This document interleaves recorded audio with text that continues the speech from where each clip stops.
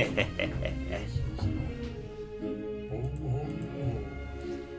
bum, bum, bum.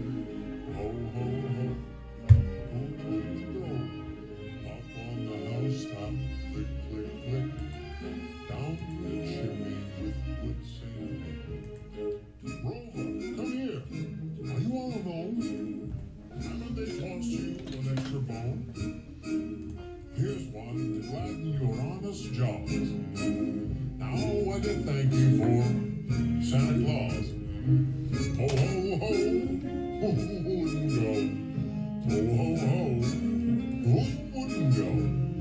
Up on the housetop, click click click, down through the chimney with good Saint Nick. Ho ho ho, who wouldn't go? Ho ho ho. Who wouldn't go up on the housetop? Click, click, click. Down through the chimney with good Saint Nick. Down through the chimney with good Saint Nick. Perfect. Welcome back. We'll go ahead and jump right in. Wait, I gotta start recording. To breathe oxygen. Chapter 9. Fuck you, Dad. Chapter 9. Chapter 9. Baron, Grindex, and Dweem weave through the park, passing haunt after haunt that Baron deemed def sweet, but maybe not ultimo sweet. And if there's a sweeter one, we should keep looking for it, because then our pump will be most pumped. Until the beers started wearing off and he stopped giving a shit about anything and just wanted to do whichever haunt was the closest and preferably shortest. Luckily, he hit the wall right in front of Luckily, he hit the wall right in front of one that checked both boxes. The Backwoods Before Christmas. Man, they're pretty lazy with naming, huh? Grindex remarked. What do you mean? Baron asked groggily. Wasn't the last one, the Nogmare, actually on Christmas? Nightmare, Dweem corrected soberly. Fuck, I actually like Nogmare more, Baron replied. Was that your point, Grindex, that Nogmare is better than Nogmare? Noctmare? What's it, pornography? Yeah, I think so. Wait, so you said... Just fucking go already, Dweem said in an uncharacteristically stern way as he pushed his dad and uncle through the entrance gate. Right. Zoom in a bit. That's the problem. It's zoomed out too much. Just fucking go already, Dweem said in an uncharacteristically stern way as he pushed his dad and uncle through the entrance gate, which consisted of chicken wire sporadically peppered with colored vintage bulb lights. Oh my fuck. Which consisted of chicken wire sporadically peppered with colored vintage bubble lights.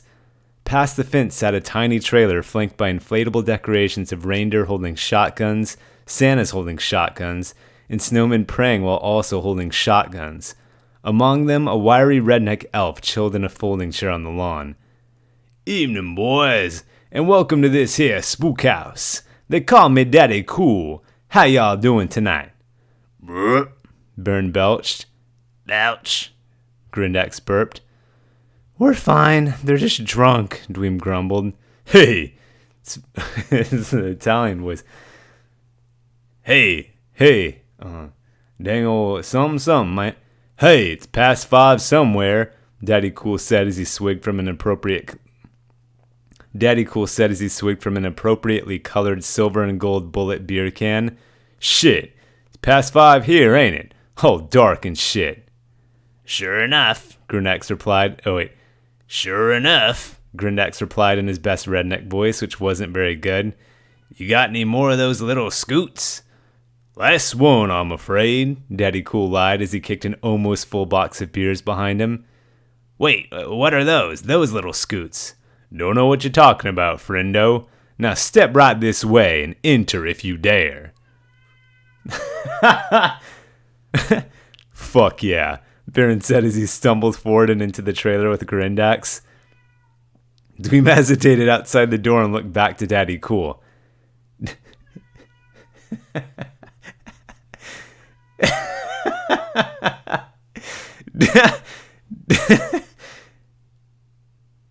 Right.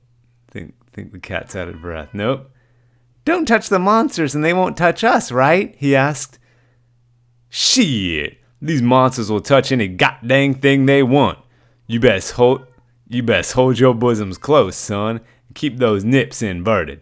The elf monster took a drag from his hand-rolled cigarette, but it was too strong of a pull, and he burned his mustache a bit. I gotta get this part again. Don't touch the monsters and they won't touch us, right? He asked. There we go. Fuck! He shouted. Now stop asking so many damn fool questions and get in there before I come over there and get you, son. Yeah, son, Baron called from inside the trailer. Stop fucking around all the time. Dweem sadly loped into the trailer and immediately into a bloody reindeer pelt. Aye! He squealed as he pulled the carcass aside and ran open-mouthed into another. Ooh, I hear a little piggy has come to join us for supper. A female voice laughed from beyond the pelts. That's my son, my little brother, Dweem heard his dad say awkwardly near the other voice. My nephew, brother, Grindex said next to Baron's voice. Dweem followed the sounds, pushing aside reindeer pelts. Dweem followed the sounds, pushing aside reindeer pelts that became warmer and bloodier as he walked. He eventually pushed aside a hot, dripping one and found himself in what appeared to be the only room in the trailer, a small kitchen with a wood stove, a card table, and 4 wicker chairs. Baron and Grindex sat in 2 of the chairs looking perfectly stupefied. Dweem followed their glance to the stove, where a redneck Vivitch babe stirred a large cauldron. She had olive green skin, bare feet, denim cutoffs that barely showed bottoms of cheeks, and a tied-at-the-waist flannel shirt that barely showed tops of boobs. Black pigtails fell over her shoulders, and purple freckles dotted her face between purple lips and even purpler eyes. Everyone knew her areolas were purple without even seeing them. Hi there, little piggy, she cooed with a buttery southern drawl. Hi, Dweem stammered as all the blood in his body went to his heads.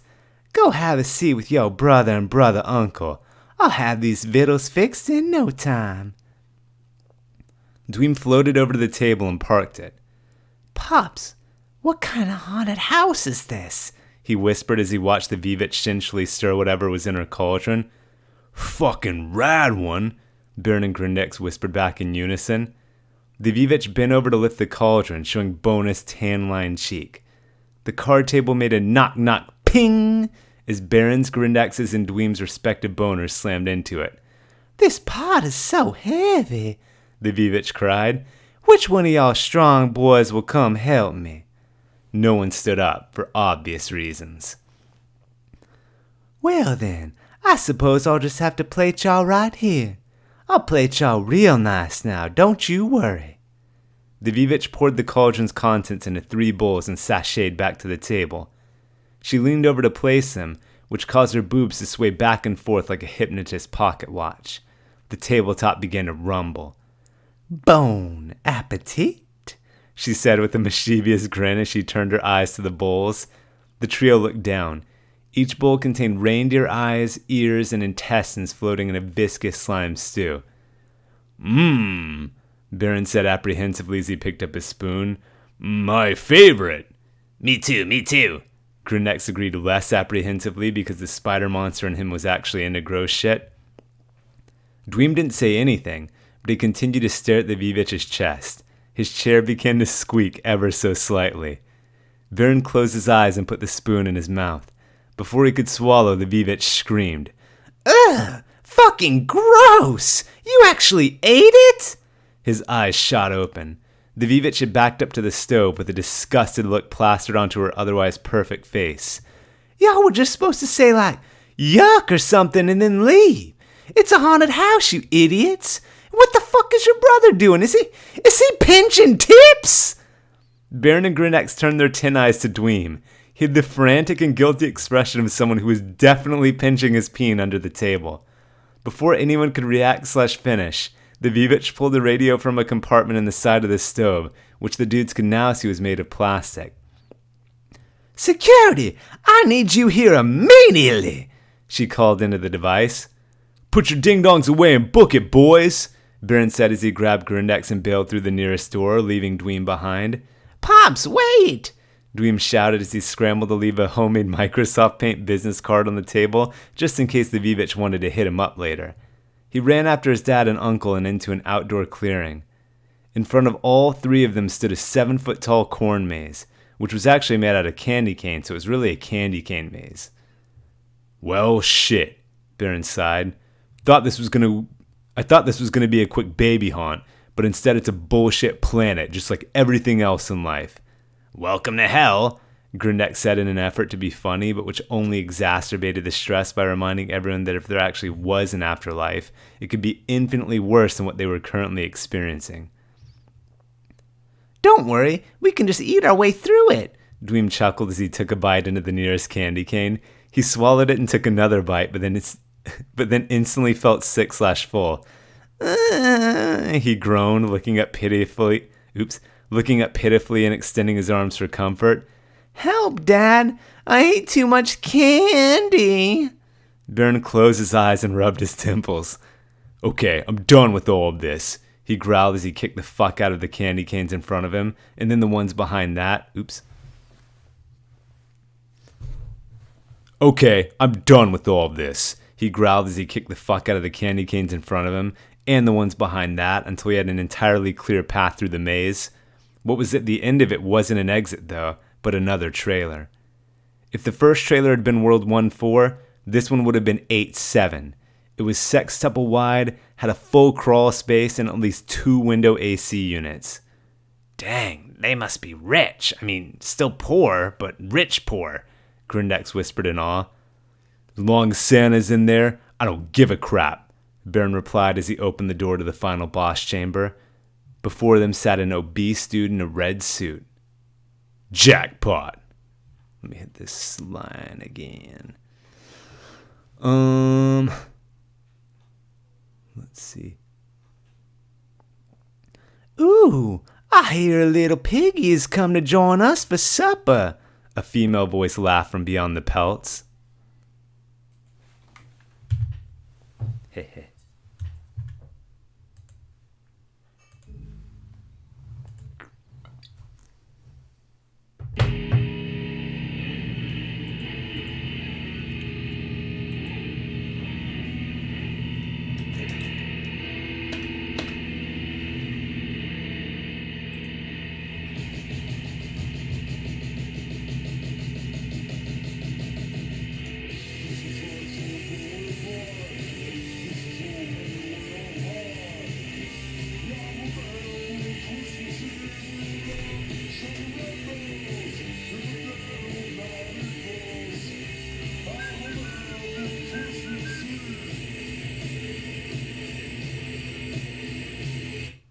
All right. Let's keep going, boys.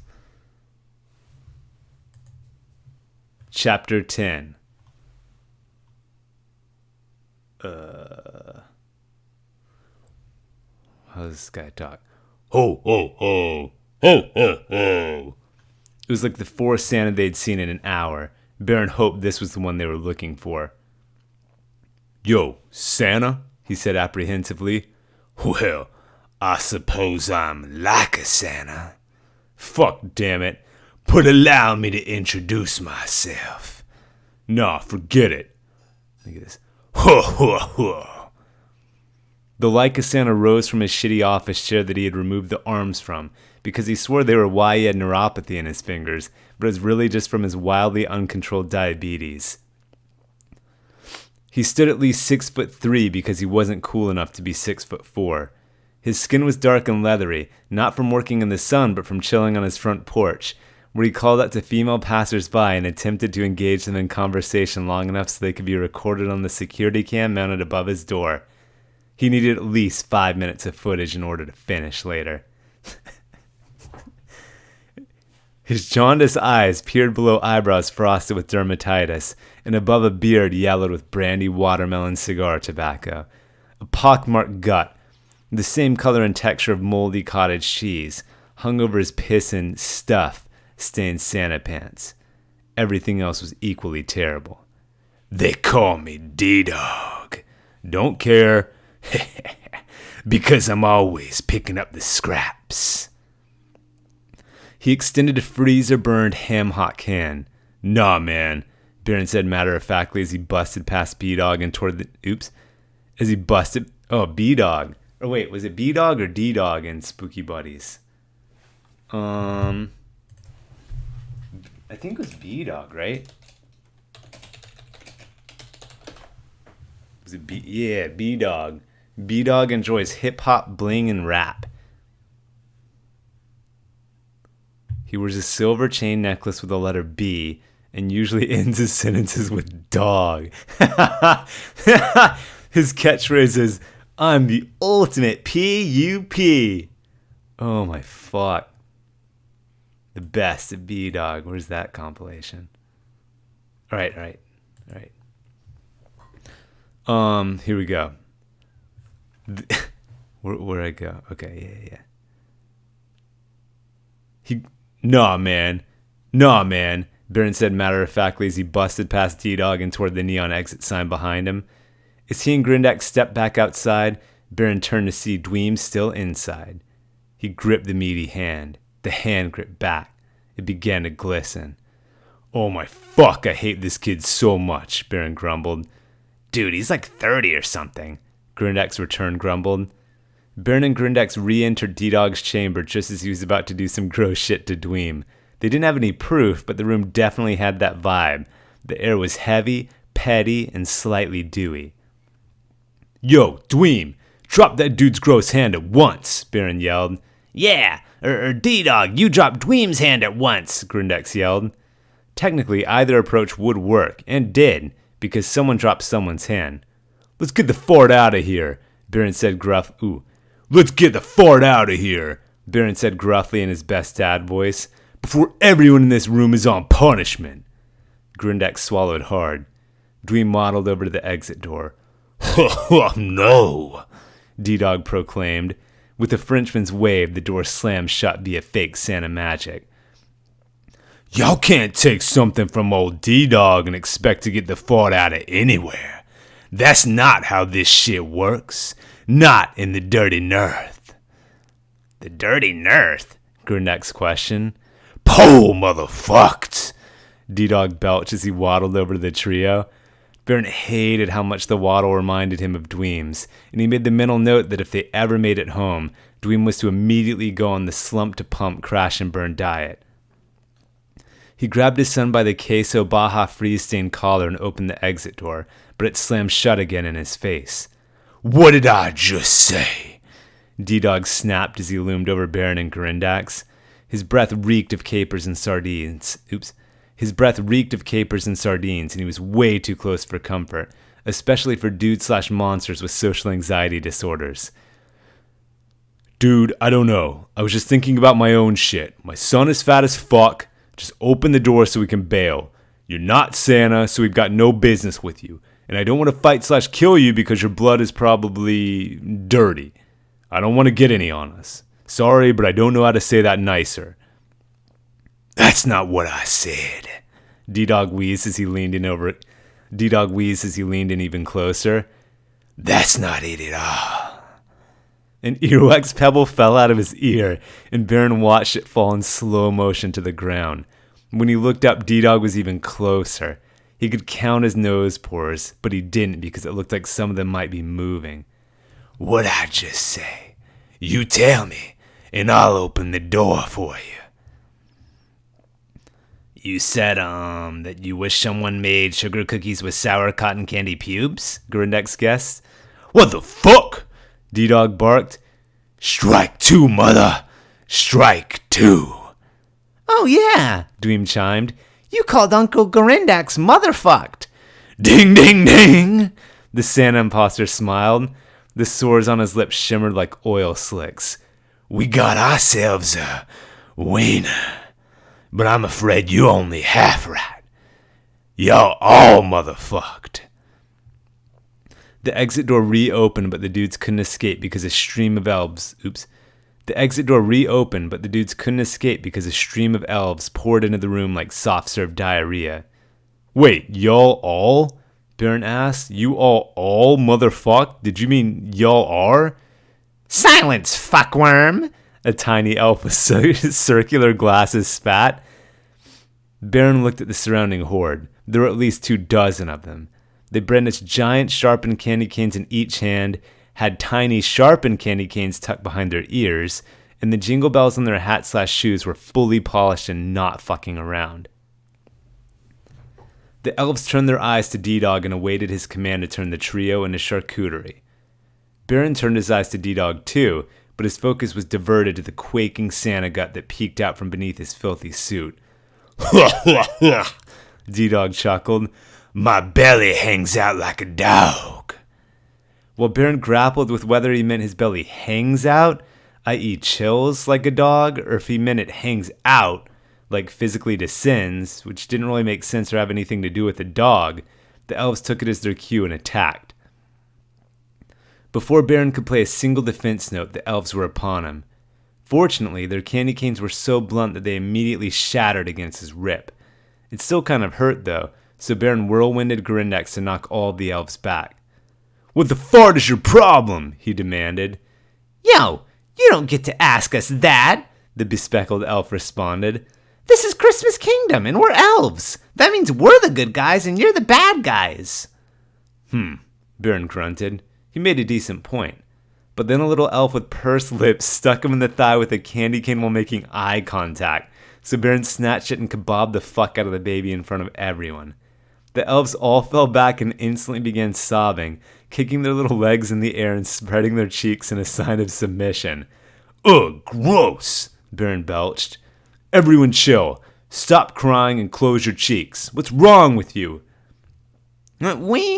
Close your butt cheeks, Grindex clarified to avoid any confusion. We're crying because you're being mean to us. What, for killing the pursed-lip baby? Nah, I'm not being mean to you. I'm just showing you that there are consequences for your actions. I'm helping you toughen up so the world, or at least D-Dog, isn't mean to you. I don't even want to know what the cheeks thing is about. Like, that's gotta be for something. Let me do this again. I'm helping you toughen up so the world, or at least D-Dog, isn't mean to you. I don't even want to know what the cheeks thing is about. Like, that's gotta be for something. In the dark behind them, D-Dog wheezed a fog of sardines. Only your mom cares about your tears, Baron continued. And that's only for a couple of years before you start to piss her off, too. If y'all hadn't cried and instead just been like, damn, after I killed your homie, we'd be in an entirely different reality now. One that we'd both be prouder of. The elves nodded silently and dried their baby tears. Cheeks, Baron reminded. They contritely closed shop. An elf with golf ball-sized biceps and pancake-sized pecs, suggesting that he was the leader of the group, stepped forward. Thanks, man. We didn't realize you were looking out for us, but we appreciate it. Usually when someone acts like that, they're just trying to manipulate us for their own benefit. D-Dog's office chair squeaked. Capers invaded every nostril. Pip Terry, you open those cheeks immediately, the fake Santa snarled. No! The kind of elf? No, I got it. No! The kind of ripped elf snapped. There we go. He raised his candy cane and a vein the size of an eyelash popped up in his forearm. I said open those cheeks. You do what I said because I said it. No! The elves roared in unison as they pounced upon D-Dog. They stabbed blindly. Compared to Baron's Ultimo, or at least decent for a dad rep, D-Dog's cellulite gave way like butter. The elves' candy cane spears quickly turned from red and white to red and red. Thank you, Pip Terry said to Baron when it was all over. You freed us. No prob, dude. Do you want to hang out sometime? Fuck no, Baron stammered. Oh. Yeah, man, no friggin' way. Okay, well, thanks anyway. I heard you the first time. Saying thanks too many times is like having half-open cheeks. Do some push-ups. Bern busted past him and kicked open the door leading back to the hub world of the park. Grindex followed him because he was slung across his back, but Dweem followed him because he was crazy inspired. Wow! The doe-eyed chub... Doe-eyed? Doughy-eyed? Doe-eyed? Probably doe-eyed. Wow! The doe-eyed chub exclaimed as they strode outside. Pops, you rule! Immediately, an eggnog monster stepped from behind a nearby Christmas tree. He wore poinsettia red slacks and suspenders over a ruffled white pirate shirt, all of which were soaked with the eggnog that comprised his body. His face sported a whisper of nutmeg mustache and two gleaming jet-black clove eyes. His face sported a whisper of nutmeg. His face sported a whisper of nutmeg mustache and two gleaming jet-black clove eyes. Churang, he gurgled with a Spanish accent. Raul Zegul, at your service. He did a little bow and eggnog droplets fell out of his pockets. He shouldn't have looked so guilty about it because he was an eggnog monster, but he did, which made it seem super weird and menacing, like he shouldn't have had that shit in the... He shouldn't have looked guilty about it because he was an eggnog monster, but he did, which made it seem super weird and menacing, like he shouldn't have had that shit in there at all. Done. Let me see, this seems super loud. Bum bum bum, bum bum bum bum.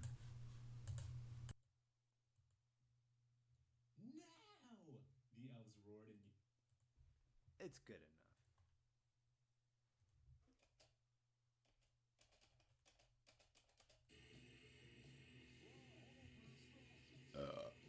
And that it's really cold. I remember Christmas Eve. Ho ho ho, familiar laugh we know. I remember Christmas Eve.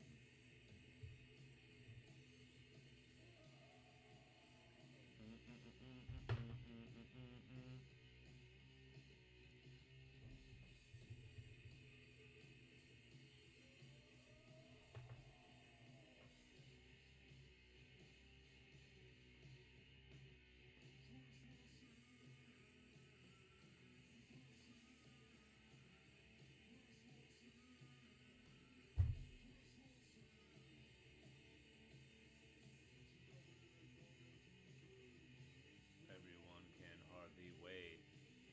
I remember Christmas Eve. I want snow all around the globe. I remember Christmas Eve.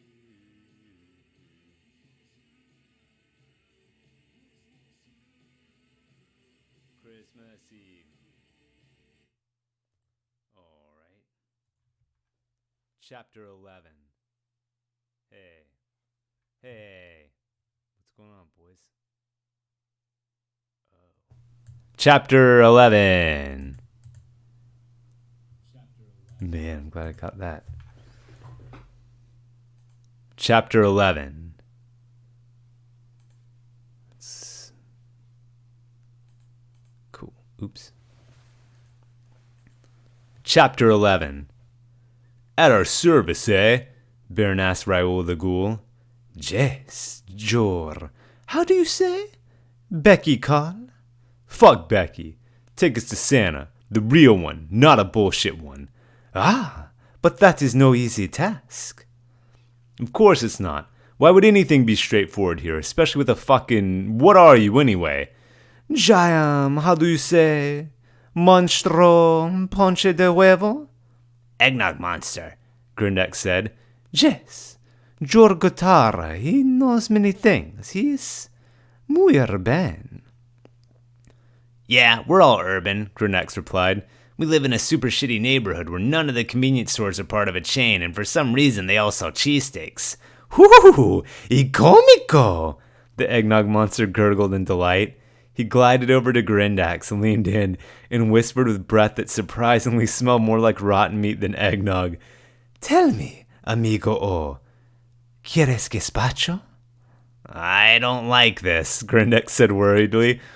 Baron took a step back and fingered a power cord. Raoul the Ghoul's clove eyes lolled with apparent blindness, but purpose. His entire body began to froth. Me neither, Baron said as he strummed with apparent purpose, but also real eyeballs. Grenex's fangs shot out a net of holding that ensnared Raoul, but the ghoul kept frothing until he seeped right through the sieves. Is that how you say that? Sieves? Let's see. Sieves. Sieve. Told you. See, no, I don't look stupid. Oh, yeah.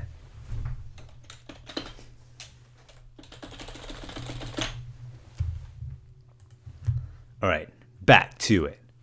But the ghoul kept frothing until he seeped right through the sieves. Cha cha cha cha cha. He bubbled as he stood triumphantly atop the net. Your powers, they are weak, viejo. We're not done yet, asshole, Baron yelled.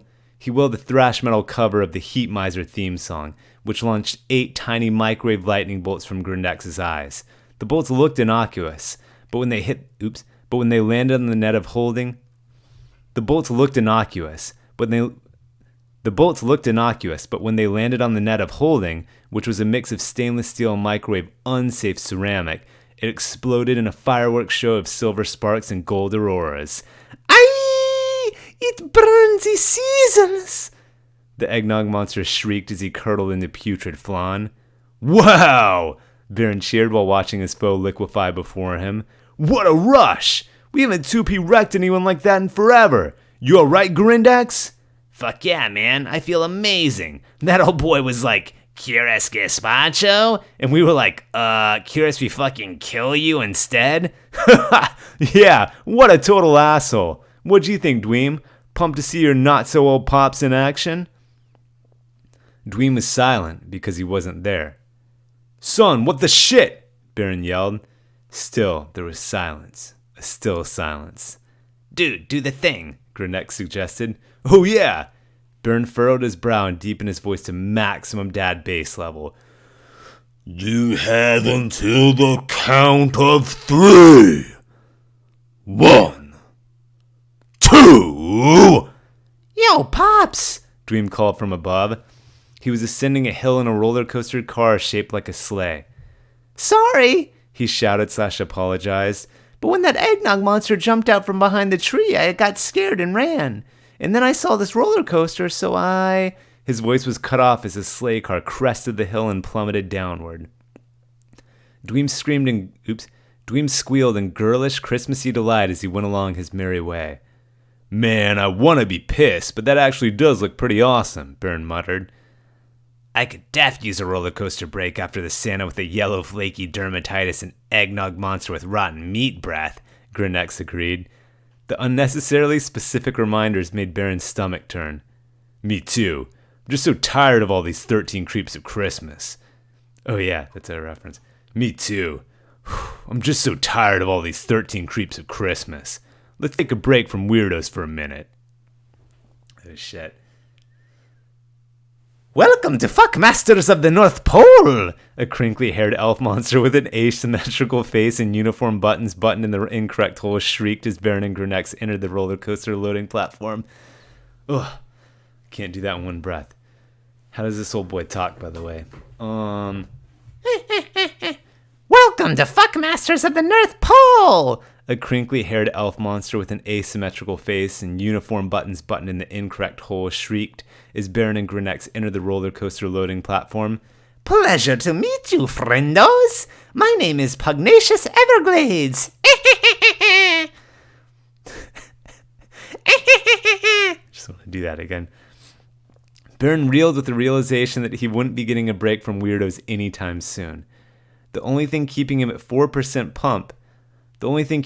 approximately 4% pump was the fact that the coaster was on walk-on status, since everyone else was in line for the haunts.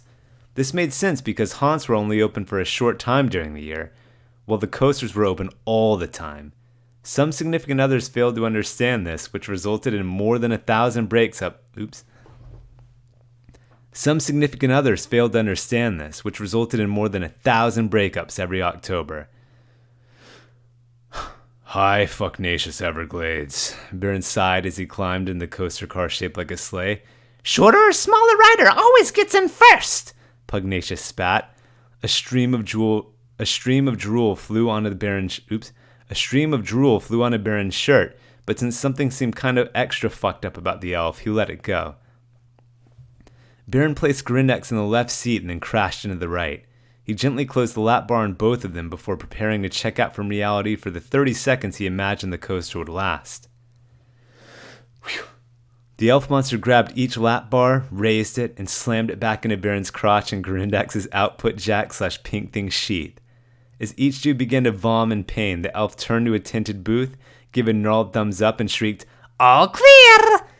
The sleigh took off like a dog that heard the oven preheat noise, even though the smoke alarm only went off that one time 4 years ago. For a brutal 12.25 minutes, Baron and Grindex were pummeled as they roller coastered through drops, tunnels, loops, and barrel rolls. When they screeched back into the loading platform, their brains had been mushed, their stomachs crushed, and their tushes tushed. "Welcome back to Fuckmasters of the North Pole!" Pugnacious Everglades shouted in their already ringing ears. "There's no line, so do you friendos want to go again?" "No," Baron and Grindex gasped as they struggled to lift their bomb-covered lap bars. But then an obese dude wearing an airbrush Dweezil the reindeer wife-beater screamed, "Fuck yeah!" Oh, let me get this better. "Fuck yeah!" from the back car, so the elf attendant gave a second "all clear," and the sleigh blazed off for another 12.25-minute torture session. When Baron and Grindex finally oozed off the roller coaster after another 798 bonus rides, they found Dweem waiting for them at the exit turnstile, looking as bright-eyed and rosacea-cheeked as ever. "Wow! Pops and Uncle G, I can't believe you actually went on Fuckmasters," he said in awe. 800 times, Baron said groggily. And don't call me Uncle G. Oh, wait. And don't call me Uncle G, Grindex said groggily. You've lost the privilege. Sorry, but anyway, how was it? What do you mean? Baron stammered. We only went on it because you rode it first and made it look so fun. No, I didn't. I would never go on that ride. Way too scary. But we saw you in the sleigh car. All of the roller coaster cars here are shaped like sleighs. It's a Christmas park. I was riding Boost Noose of the Ice Kidpades. It's over there. Dweem pointed to the entrance adjacent to the one Baron and Grindex went through. Above the gate was a large wooden sign that read, "You must be this happy to ride," above a smiling snow dog clown holding his arms out at his sides. Circular holes were cut into the paws so that riders could insert their hands and hug the mascot. Oh my fuckness! You were on a fucking baby coaster? Baron shouted. Well, yeah, it looked fun. I don't care about fun. Life isn't fun. Life sucks shit through a straw. Why are you having fun while we're fighting fizzy eggnog monsters and trying to teach you to be a man? Besides, you're friggin' grounded, so you should be more miserable than we are. What do I have to do, ground you even more? No, Dad, Well, okay, buddy, you've got it. Done deal, pal. When I'm done with you, you'll be grounded so hard you'll be fucking Chinese. Alright, this part again. When I'm done with you, you'll be grounded so hard you'll be fucking Chinese. You'll be fucking Chinese. There we go. When I'm done with you, you'll be grounded so hard you'll be fucking Chinese. Everyone within earshot spun around toward Baron. I'm sure my neighbors are freaked the fuck out. Everyone within earshot spun around toward Baron. All the roller coasters stopped in their tracks, and a record-scratching sound echoed through the park. What? Baron asked petulantly. Oh, come on. I just meant that it'll be grounded, like in the ground, so deep that he'd end up in China and then have to establish residency. I didn't mean that he'll become a Chinese person or be fucking a Chinese person, or that either of those scenarios will be bad. Everyone just relax. But no one relaxed. The entire park continued to stare at Baron, who stared at his son, who stared at the ground. I guess he's right, Dweem thought. At that moment, life was anything but fun. Hype!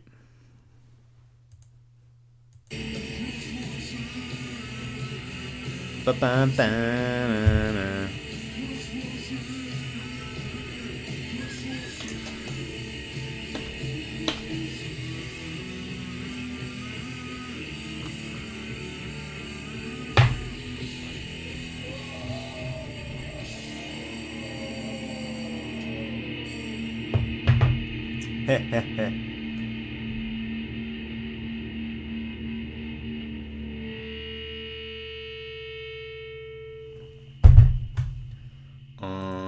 Cool.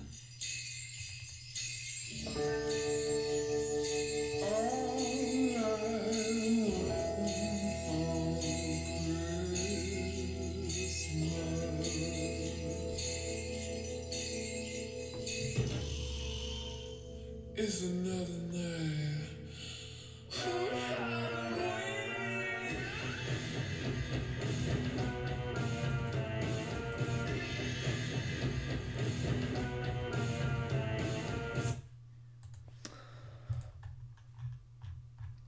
Who's in this chapter? Shoot, dumbass. No, man, I'm a Krampus. No, man, I am a... Can you even understand that? I am a bad guy. How have you not figured this shit out yet? I am a bad guy. How have you not figured this shit out yet? Yeah, you can understand it well enough.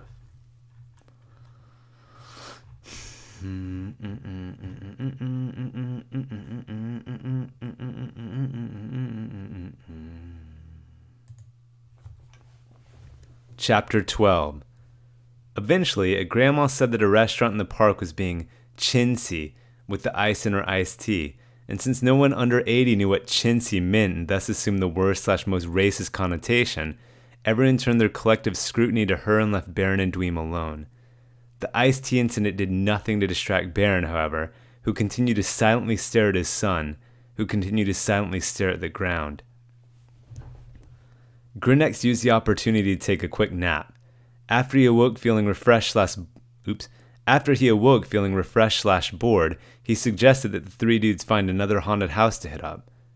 Sure, man, Baron rasped, his throat dry from not talking for hours. He broke his stare and unfolded the map. Where do you want to go? Why don't we let Dweem pick? Grindex suggested. Because you know why. He'll pick something baby-ass. Hey, I can pick something pump, Dweem said defensively as he grabbed the map from his dad. It's pumpta. You get that from your mother, you know. Hey, at least I get something from her. She told me you didn't get anything more than a birthday beach after I was born. The shit? Why would your mom tell you that? It was during her Irish wine era. That makes sense. But what doesn't is why you suddenly think you can bust me. I'm sorry, I'm probably just hungry. Well, you're also so grounded that in a few 100,000 years you're going to be oil. The two briefly resumed their staring contest. Look, Baron started. You don't need to be a hundo sorry. I was being half a dick, so you can be half sorry. You can be sar. But I respect that you stuck up for yourself. You should do that more often. Thanks, Dad. Hundo thanks are justified there, yes. And if you really want to make me proud, you should pick a baller-ass haunted house. Baron smiled and handed down the map. One pumpta haunt coming up, Dweem replied excitedly. He furrowed his chubby brow and began purposefully scanning.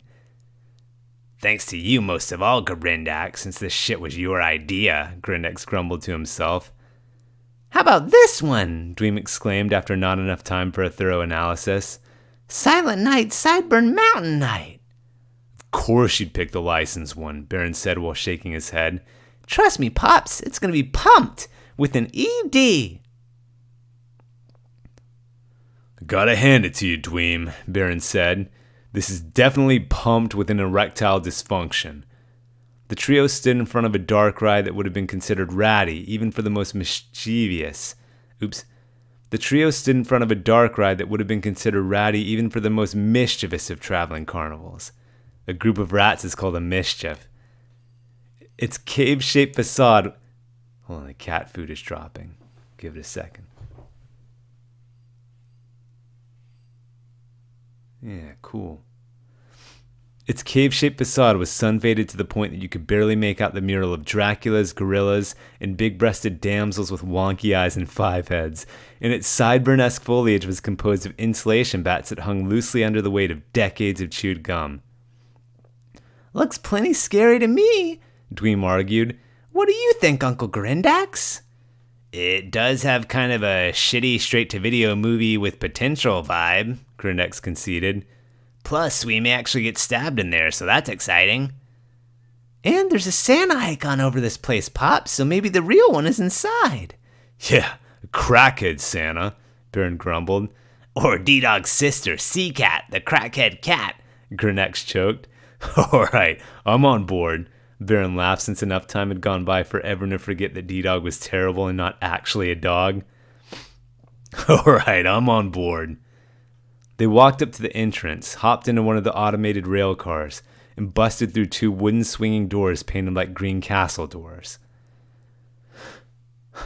The first room was pitch black until a spotlight hit an animatronic dentist. The robot sprang to life, wielding a toothbrush in its broken... The robot sprang to life, wielding a toothbrush in its broken floppy arm. "Don't forget to brush your teeth," crackled a loudspeaker somewhere on the floor. The spotlight dimmed and the rail car lurched forward. "The fuck was that?" Baron stammered. "Did he say brush you teeth?" Grindex asked unimpressedly. Who's this? Oh, it's Baron. "Why was he holding a toothbrush instead of a drill or one of those teeth cleaning hooks? Or shit, intestines that were frozen and sharpened into a knife or a chainsaw made of boogers? The possibilities are literally endless." "I still can't get over the you teeth thing." Dweem started pinching his thigh really hard because the haunt was his choice and it already sucked. The rail car pushed through an old tarp, which touched everyone and covered them with lice and bed bugs. In the next room, a giant ultramarine monster sat upon a throne made of ultramarine stained glass shards. The creature wore a black Santa hat between a pair of twisted horns and fox-like ears. Below them were fiery eyes, sharp front teeth like a vampire bat, and fists as big as basketballs. A spotlight hit the figure, and a high-pitched voice crackled over the... Oh, can you hear that, AC? Oofa. I'll just burn through this and check it later.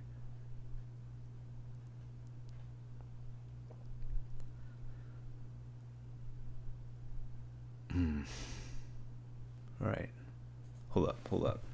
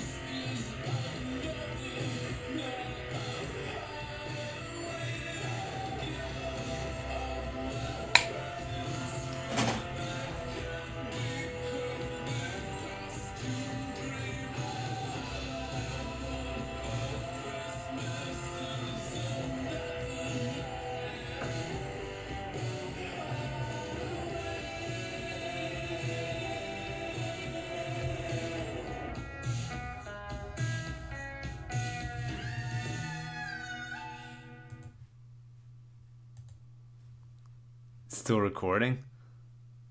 Oh, no. Hey, how are you? Below them were fiery eyes, sharp front teeth like a vampire bat, and fists as big as basketballs. A spotlight hit the figure, and a high-pitched voice crackled over another speaker. Thank you for riding Silent Night Sideburn Mountain Night. Please enjoy the rest of your visit, and don't forget to pick up a Sideburn Mountain Avalanche Ice souvenir cup from the gift shop.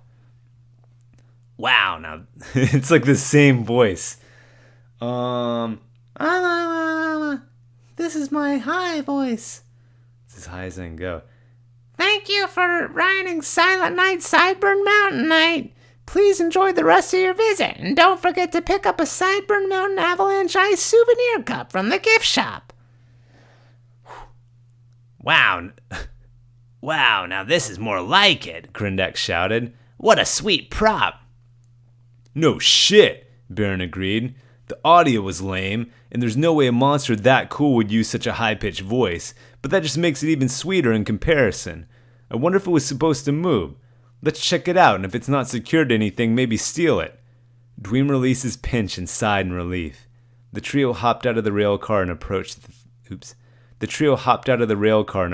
throne.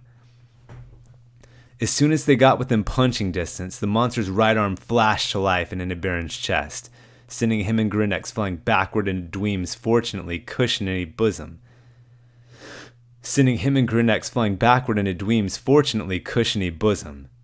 Got your dumbass! The monster cackled as it stood. What the fuck, jerk? Baron shouted after the stars in front of his eyes disappeared. Grindex, are you okay? Yeah, man, just piss as a fucking mug on a Monday, a school/work Monday. Shit, sounds like you need to chill out then. Baron wheeled the doom metal cover of Winter Wonderland, which morphed Grindex's fangs into two frosty icicles. They launched from the spider monster's mouth and directly toward the Santa monster's throat, but before they could connect, they were snatched by a cobalt blur. Ha! You can keep these, man! Ha! You can keep these, man! The Santa monster laughed. Use them to ice your face! Baron's jaw dropped in utter bafflement, in part because the monster was super fast, but also because the monster had hit him in the chest, not the face. Before he could raise his jaw back up, though, a basketball-sized fist connected with it. What? The monster cackled. He walked over and dropped the icicles onto Baron's crumpled body. What'd I tell you? Show dumbass! Baron pulled himself up and grabbed the icicles, which immediately melted in his hands because he was so pissed/primed. That gave him an idea. You may be too fast for me. You may be too fast for ice, but nothing is faster than fire. He shredded a death metal cover of Up on the Housetop, and Grindex's razor wire strings ignited into fire whips that extended and slashed at the Santa monster's chest. Ouch! The monster howled. Watch it, man! I just got my nipples pierced yesterday. Fresh nips! Fresh nips! Wait, you're not dead/dying? Baron asked. As Grindex retracted his fire strings, the monster grabbed one and used it to light a cigar. Nah, but that shit did sting a bit, he said while crashing back into his throne. Burned some of my chest hairs, too. Baron had never felt more impotent, except for the time he tried taking his girlfriend to the Bone Zone in a bathroom, but then someone started taking an explosive dump in the stall next door. So, you must be the real Santa if you're this powerful, he said as he lowered Grindex. Nah, man, I'm Krampus, and I'm not even that powerful. I can do like 75 push-ups without stopping. Not bad. But some motherfuckers around here can do like a hundo 50, with their legs elevated on a chair the whole time. I bet you're a 31er, huh? You think that one extra is doing something, but it ain't. Baron heard the ghost of a powerful diarrhea blast in his head. That silent tubhead next to you? I bet he can do 3 push-ups on a good day. But the whole time he'd be sticking his butt up in the air, making little grunting sounds like he'd taken peace. Dweem remained silent. That guitar spider thing? the monster said while narrowing his eyes at Grindex and taking a puff of his cigar in the dark. He's cool. Grindex sighed in relief. If you're Krampus, Baron said with a deeper than usual voice, then why is there a Santa icon over your haunt? And why does your haunt suck so bad if you're so powerful / sweet? You see this Santa hat on me, right? This ain't a Krampus hat. It's a motherfucking black Santa hat. Boom. Qualifies. This place is all about making money, man. And Santas equal butts in rides and dollars in registers. Shit.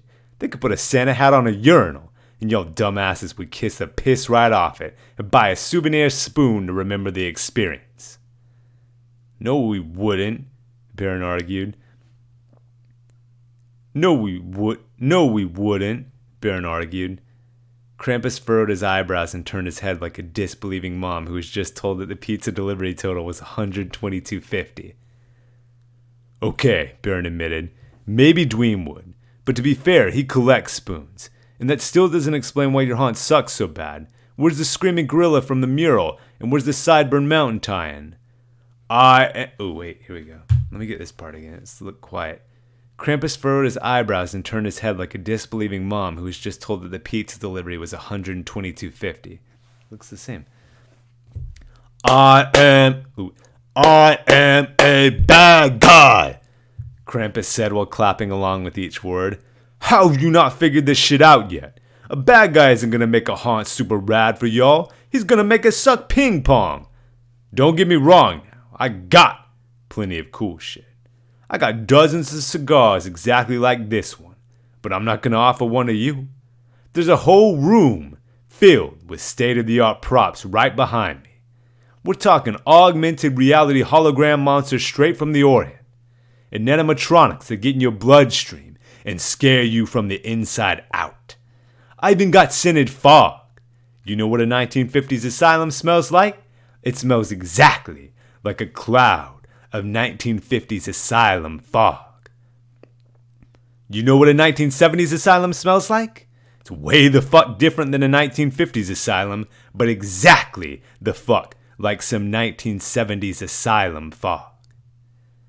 Baron felt a twinge of wariness about the ease with which Krampus said the Orient, but that was superseded by a twinge of jealousy about all the cool shit the Santa monster had. I don't believe you, Baron bluffed while looking at the door behind Krampus. Not unless you let us see/smell everything. Nah, man, Krampus replied. That's my bedroom. Y'all can't go in my bedroom. That shit is for females only. Besides, I don't want you seeing how my furniture and posters are all laid out because you might go home and copy my style. Well, will you at least tell us where the real Santa is? Baron asked. Wouldn't make no difference. Santa isn't going to help y'all out. What are you, like 35, 50? He only hooks up kids, but not in a weird way. Suddenly, a deep, Santa-y voice behind Baron boomed, Ho, ho, ho! Is that so? The trio spun around and hopefully scanned the dark with their 12 collective eyes, but all they saw was a smiling mini Krampus. Oh, yeah, I got a clone machine back there, too, Krampus said nonchalantly. All the clones are dicks like me. That's how you know the machine was expensive. Baron attempted to play the doom metal cover of Winter Wonderland again, thinking the icicle fangs might have more effect on a tiny Krampus, but the monster caught them in his softball-sized hands and held them up to his nipples, dangling them and pretending they were rings. Oh, he thinks he's like me, Krampus cooed. Boy, I tell you, being a dad is the greatest gift imaginable. If you ever get laid, maybe you'll find out. Anyway, y'all should probably leave now. They fucking left. Back outside the haunt, Baron felt like his head was 1,000,000 degrees. He hadn't even been able to scratch the mini Krampus, and when the major Krampus assumed he hadn't ever gotten laid, he didn't say shit and just bailed because he was told to. Maybe the elves and eggnog monsters we killed here were flukes, he thought. Maybe everyone and every monster we've ever killed was just a fluke. He became filled with the dread of every stranger around him, wondering if he could beat them up, or if they could beat him up, or if he should at least try to beat them up despite the risk. Baron's thoughts flashed to mice swimming and faltering. His mind reeled, his head followed, and his vision went black. Somewhere above him, he heard Grindex whisper to Dweem about your dad getting his pump back, followed by a quip about selling the movie rights to How Baron Got His Pump Back. Selling the movie rights to How Baron Got His Pump Back. His voice rose and deepened as he began a mock trailer for the movie. Baron wondered if it would have been funny in the past. It wasn't now.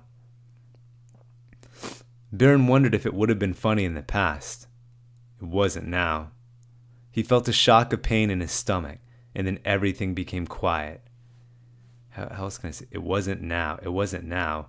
It wasn't now. That's the real keeper. It wasn't now. One of those identical ones will work. And now, this.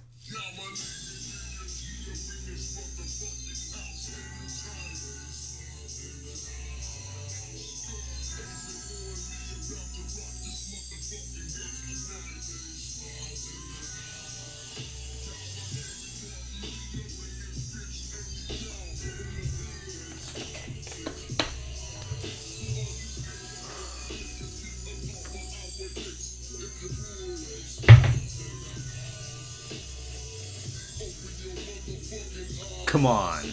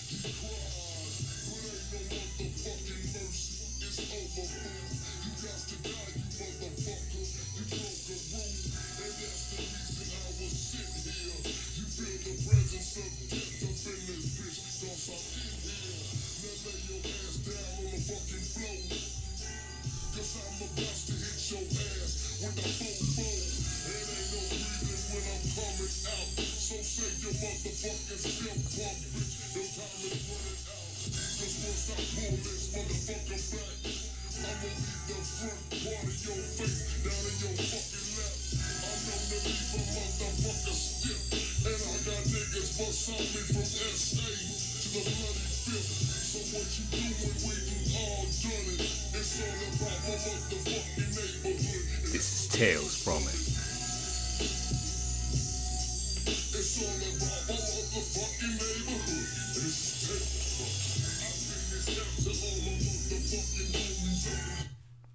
Tales from the Hood 2 was so bad, but 1 and primo. Alright, this one breath has to get me through a whole chapter. Chapter 13. Wake up! Wake up! Wake up! Grindex's voice yelled. Baron slowly... Oh man, that's another typo. Baron slowly opened his eyes and rasped, "Oh, nice. Toe Jim and Earl reference?" Welcome back to life, Mang. Baron sat up. He was still on the... Get lower here. Baron sat up. He was still on the ground, and a medic elf in a too tiny polo was standing over him, looking unimpressed. "Well, I could have done that." Oh. Oh, man. I feel like we're riding a lot of lines here. I could have done that, the medic sighed.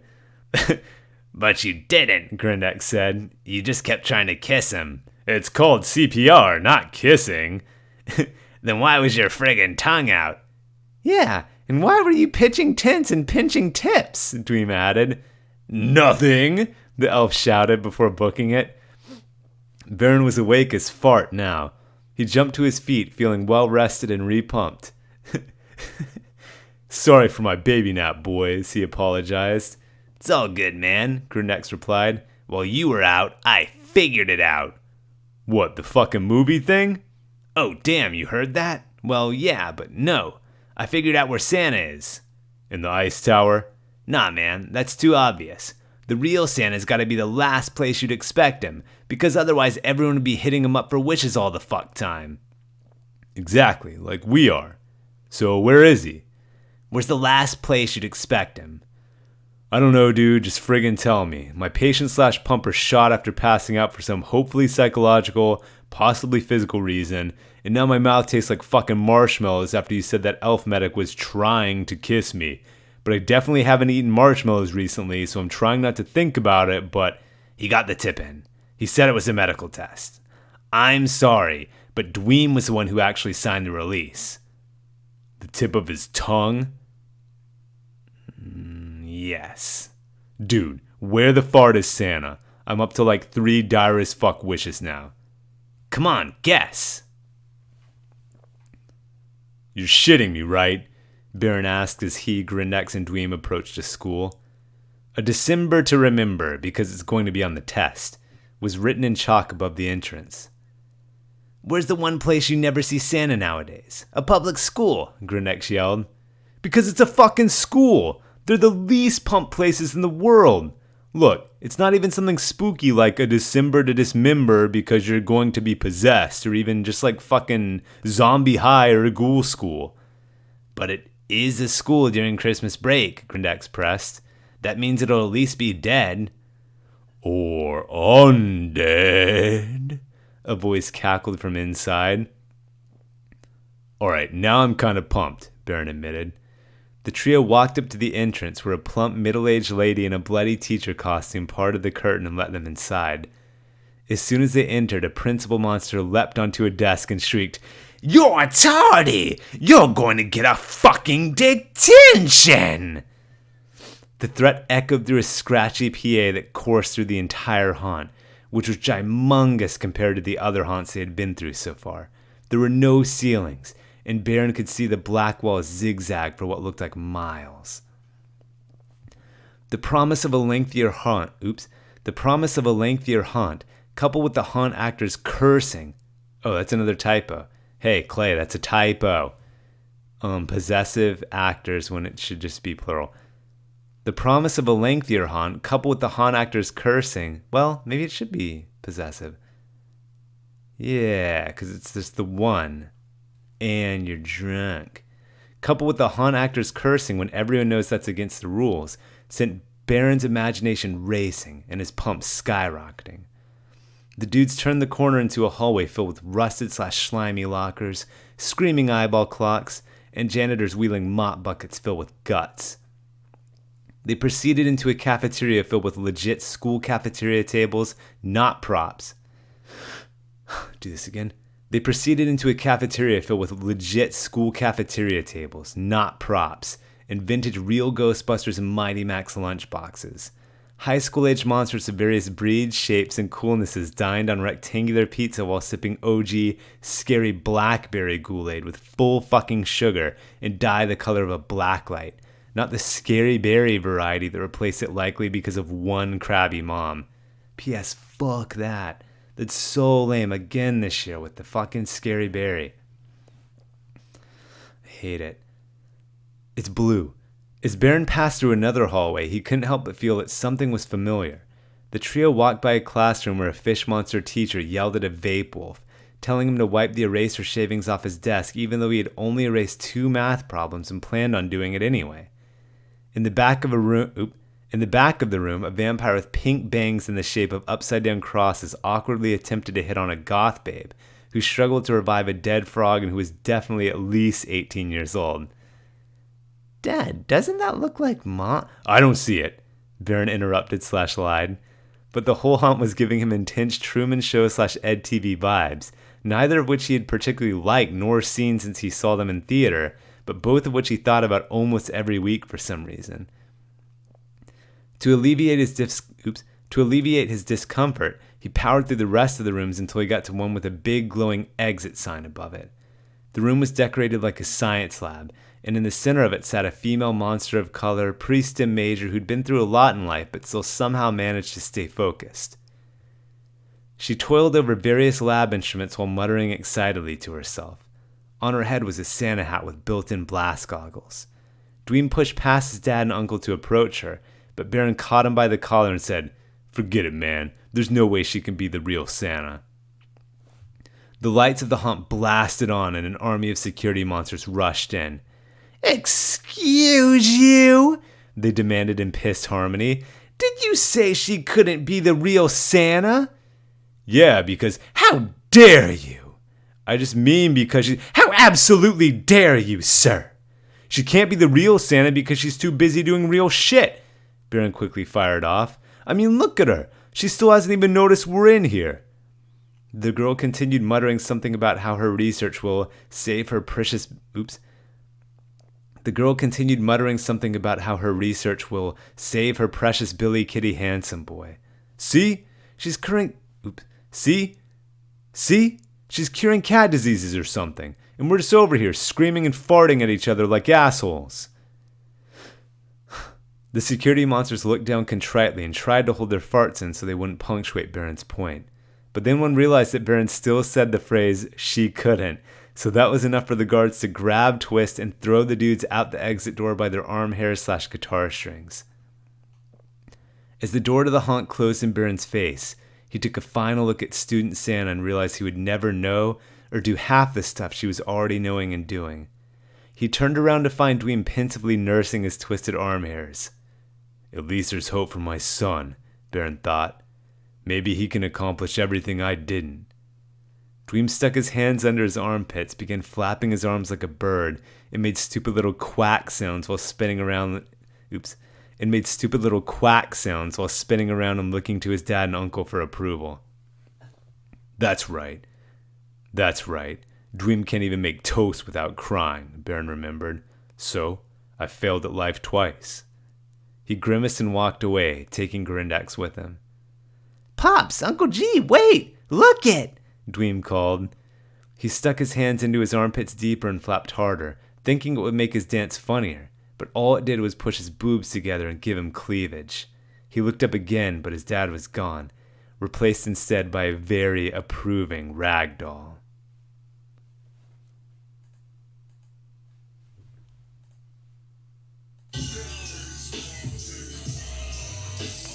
Boom.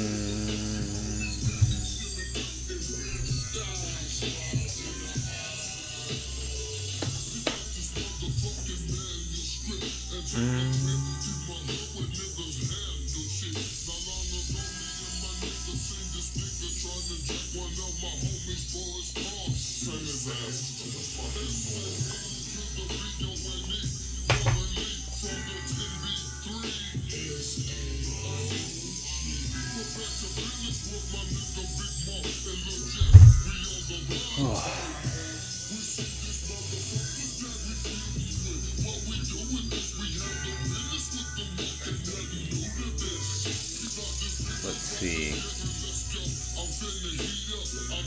18.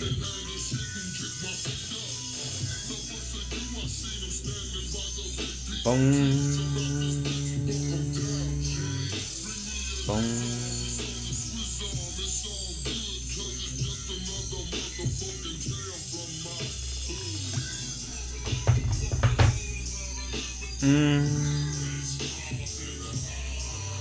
Man, what a song. All right, let's keep going, boys. Look at that breath and gurgle on the mic. Chapter 14. The doll stood roughly as tall as Dweem, with about as large of a belly. His taffy pants were held up by licorice suspenders, and his black and orange generic Halloween candy eyes were just asymmetrical and His taffy pants were held up by licorice suspenders, and his black and orange generic Halloween candy eyes were just asymmetrical enough to convey that something was amiss. Perched above his sugar peepers was a Santa hat covered in an unidentifiable/scaly crust.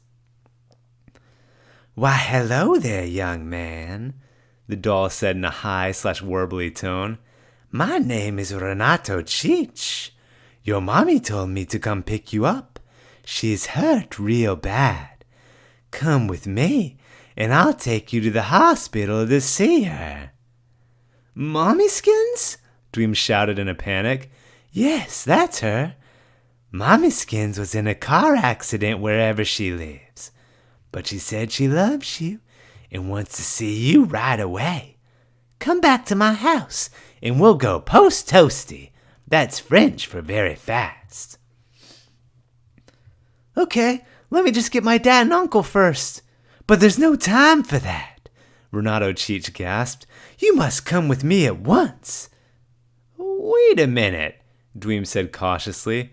What's the Topseek's pickup password that Mom gave you? Only she and I know it. Renato looked Dweem over and guessed. Pancakes with melted gummy bears as syrup. Poor Mommy Skins, come on, let's go. Most excellent. My house is right over there. Let us away. The ragdoll monster pulled the cape from behind his back and over his chest, and then he pranced over to a tiny, candy-covered gingerbread cottage located within touching distance of the school haunt. As Dweem neared, he saw through the house's blue raspberry lollipop windows a multitude of puppies, video games, and ultra soakers with full backpack attachments. Wow! He exclaimed. That's your house? Your kids are so lucky. I don't have any children. I just keep the company on occasion. Kids from the school haunt? No, not since the incident. But enough questions. We must find your injured kitten. You mean my mom? Sure. Just hurry up and get inside before someone sees us, the ragdoll snapped. Dweem entered the cottage and was instantly disappointed to find that the video games and ultra soakers were nothing more than crown drawings on the walls, and the puppies were simply cardboard cutouts set on record players to make it look like they were moving. The only actual toy in the house was an ornate wooden dollhouse in the far dark corner of the one-room building. What? Dweem exclaimed as the door closed lightly behind him. All of this is fake? Certainly not. Certainly not, Renato Cheech said with a wink. It's all very real. It just takes a little Christmas magic to spring to life. Dweem's eyes widened. So it's really you? He gasped. You're the real Santa? I didn't say that, friendo, but I also didn't not say it. The ragdoll monster tipped his Santa hat, and a few crusts fell onto the soiled gingerbread floor.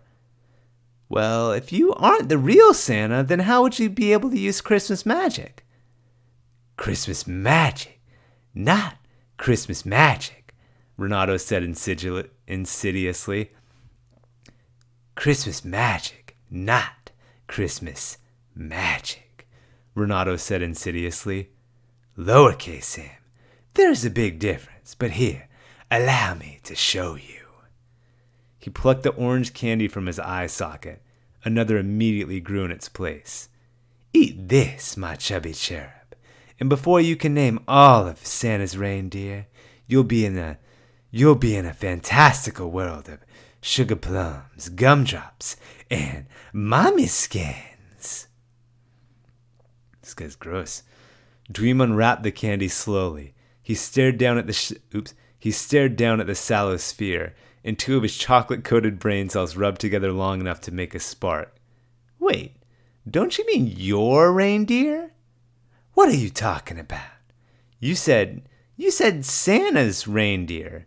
But if you're the real Santa, wouldn't they be your reindeer? And if you're not the real Santa, I don't think I should be eating your eyeballs. Ah, yes, the reindeer. Willie, Marcus, Bernie, and Mac. They're all out back. I stabled them. Now, eat. What about Monstropolis and my mom? They're both in the stable, too.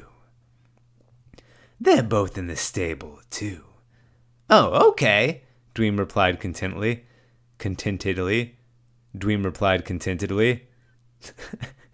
Full enunciation. Dweem replied contentedly. He popped the candy in his mouth and began chomping.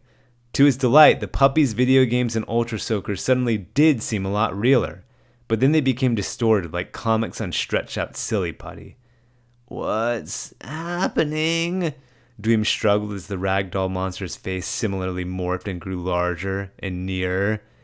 "Into the dollhouse, young man!" Renato's voice reverberated across the gingerbread walls. His cloth hands, now as huge as coffee tables, grabbed Dweem and dragged him to the dark corner of the room. Dweem tried to fight back, but the hands, along with everything else in the room, grew bigger with each passing second. He was also super out of shape. As the dollhouse became the size of a mansion, the front door opened, and a light turned on from inside, illuminating the doorway and first floor. Instead of serving as a comforting beacon in the dark, it filled Dweem with an unspeakable dread. He tried to scream, but the attempt came out as a feeble rasp. Somewhere far above him, he heard Renato murmur something about the crawling things in the walls. But then another voice boomed in the distance, a familiar voice, two familiar voices. "The fuck knockers is this?" one of them demanded with the intensity of a thunderstorm that knocks out cable for a week. Dweem, wake up! Wake up! "Wake up!" another yelled with the pumped intensity of a hurricane that has a name like Petit Boussois but that kills 25,000 people. Whew. Dweem blinked and the room illuminated as Baron and Grundex exploded through a blue raspberry window and into the house. "Toe Jam and Earl," Dweem stammered as everything came back into sight and perspective. He saw Renato, once again normal size, holding up his cloth hands and trying to explain to Baron that everyone's moms were hurt and their kittens were missing, but he could help because he may be Santa but also maybe not. The ragdoll turned to Dweem and winked an orange candy eye, but before he could open it, Baron ripped it off his face and slammed it down the monster's Sonagate mouth. Renato swallowed hard. "Oh no," he said with a drooling grin. "Now I'm gonna fall asleep too. What are you gonna do to me?" Dweem rushed over to the ragdoll monster and started beating the shit out of him, literally. He punched him so hard in the stomach that the magical candy exploded out of his butt seams and onto the ground. Without missing a beat, Dweem picked up the candy and started bashing in Renato Cheech's face with it. Whew. The sticky taffy ripped eyeball after eyeball from the ragdoll's face as fast as they could regrow, until the combined candy sphere looked like a shitty Halloween ornament that a grandpa made at day camp, but that his family still cherished because he tried his best and he may not be around next year. "Finish him!" Grundex yelled from across the room. Dweem jammed the Ultimo Ped candy into the monster's mouth and then punched it down. Dweem jammed the Ultimo Ped candy into the monster's mouth and then punched it down his throat. Renato Cheech's eyes didn't regrow, and his entire body went limp like a rag doll, because that's what he was. "Fatality!" Grundex cheered. It was more of a humiliation, Baron contested.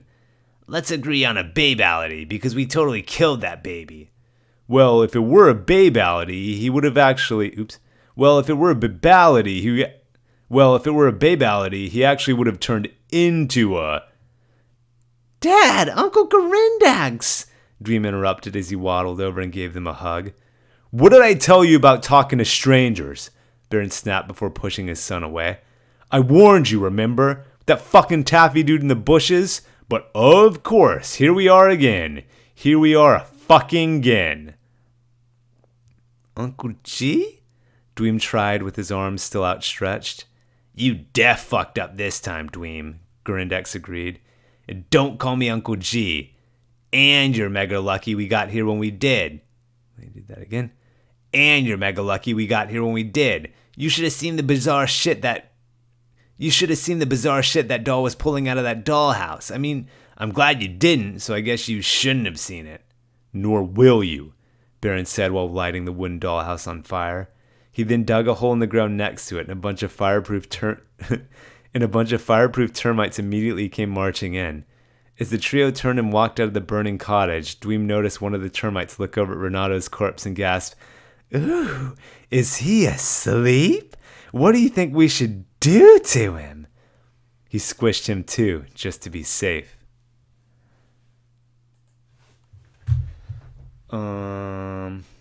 Thank you. Oh, very good.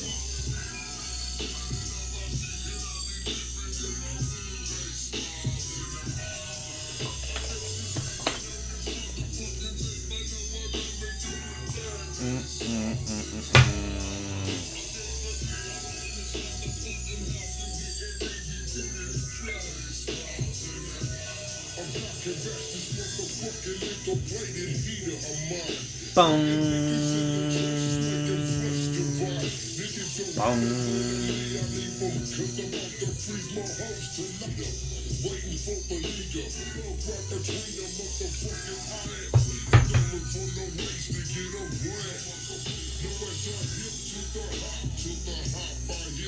Bong.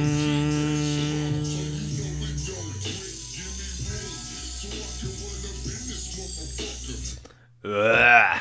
All right, let me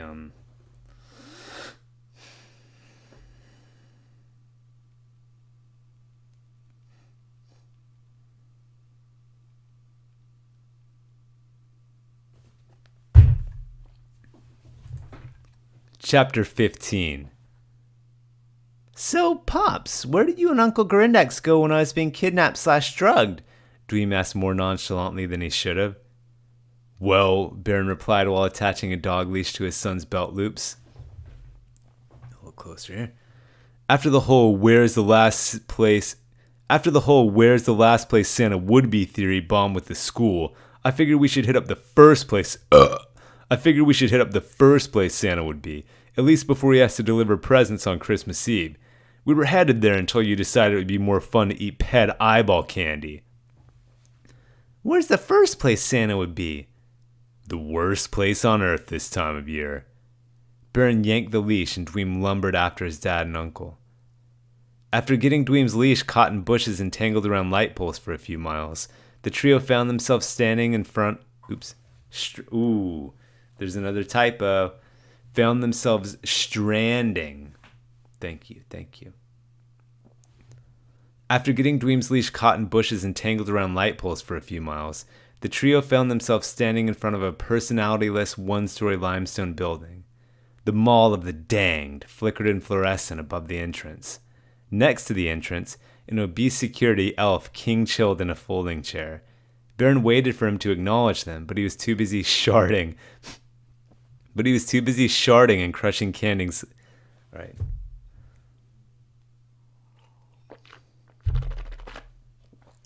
Baron waited for him to acknowledge them, but he was too busy sharding and crushing candies. On his phone. Fuck it, Baron said as he busted past the guard and led the way inside. He had expected the haunt to have a zombie or maybe post-apocalyptic theme, but for some reason industrial music blared, fog and colored spotlights went ballistic, and every store was a tepid topic or sponsors gifts. I wish that was real.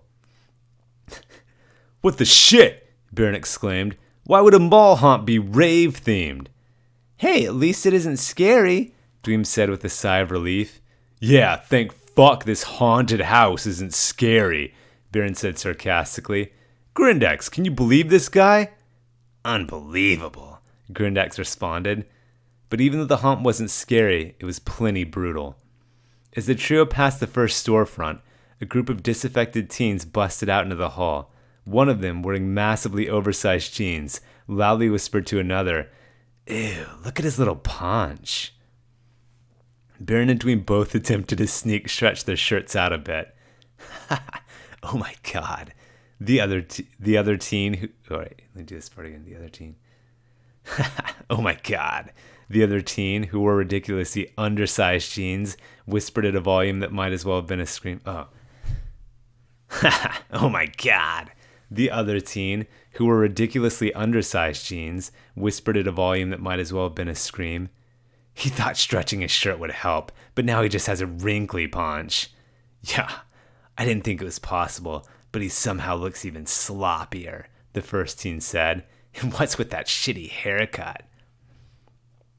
Baron and Dweem both felt abysmal, but neither looked over at the teens or said anything because they each hoped the comments were about the other person, and they didn't want to find out otherwise. Grindex wasn't bothered at all since he wasn't wearing a shirt and didn't have hair, but then he saw one of the teens mouth, "What is that? A fucking bootleg warlock?" Oh, and their voice, "What is that? A fucking bootleg warlock?" So he began to feel like shit too. "What is that? A fucking bootleg warlock?" The trio looked at the ground and powered through the gauntlet of mean teens until they ran top of the head first into a wall. They turned into the next hallway and were relieved to see that the lazily named shops had been replaced by more familiar and innocuous mall staples. A pet store that smelled like piss and allowed customers to buy a purebred puppy that they could tell everyone was a rescue. An arcade that smelled like piss and had a 30-something worker who asked girl patients if he could take pics and vids of them while they played DDR. And a bunch of coin-operated candy dispensers that smelled like piss and were still stocked with tan M&Ms from the early 90s. Beyond them sat the most familiar mall sight of all, a depressed Santa surrounded by screaming children and latte-sipping mamicitas. Mamicitas. "Yo, Santa?" Baron said after politely waiting his turn in line just in case this was the real deal. "Pheh," the Santa growled. His long white beard hung off his gaunt face and across a Santa suit t-shirt riddled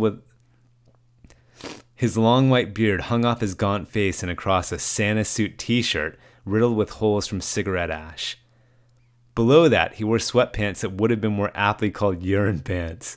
The only thing even remotely Christmassy about his appearance was his shiny red nose. "Dad, even I can see that this isn't the actual," Dweem said. "Shh, give him a chance," Baron whispered angrily. "Something about this dude is different. He could be the real deal, but maybe he's just trying to hide it so everyone doesn't hit him up for wishes.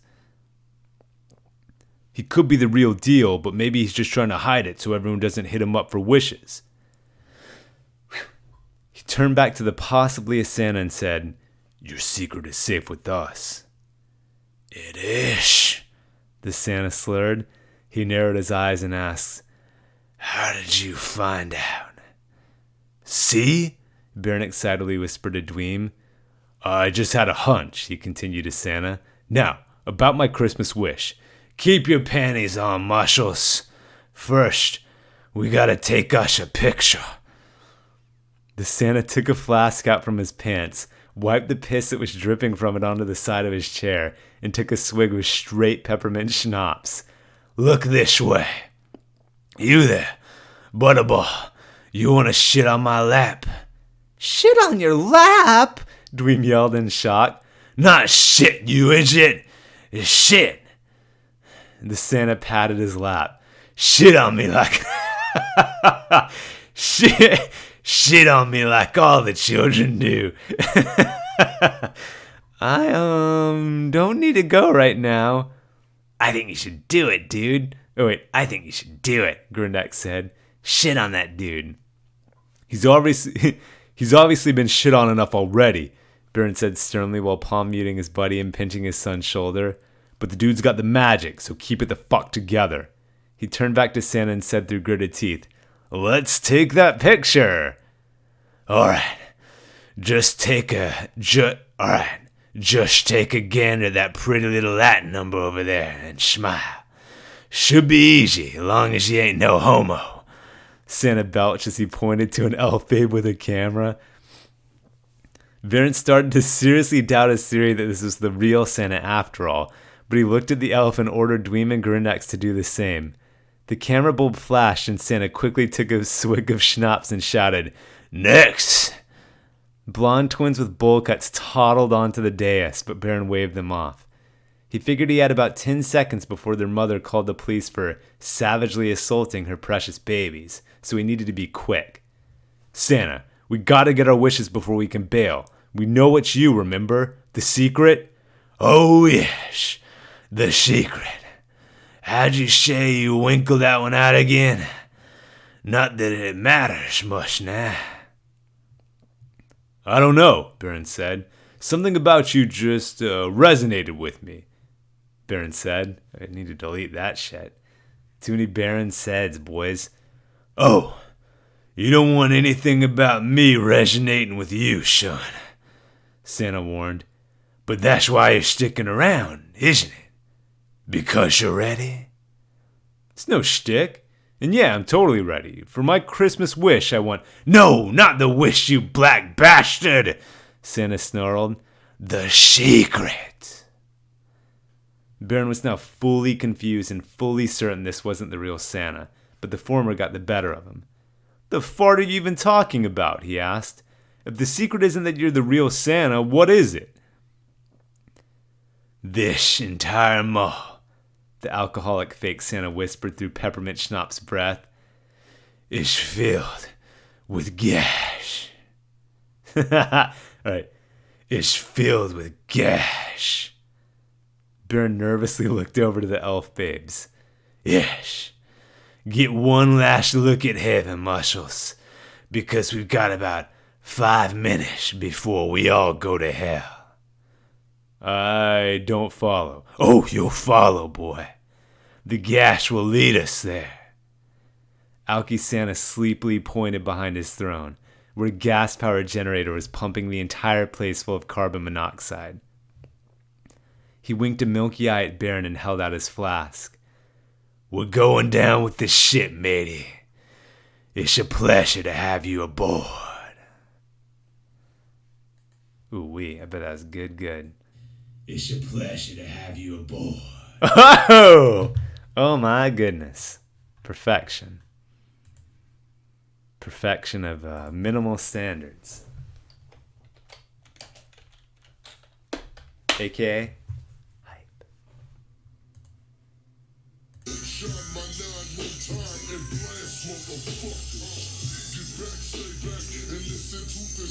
Boom. Boom.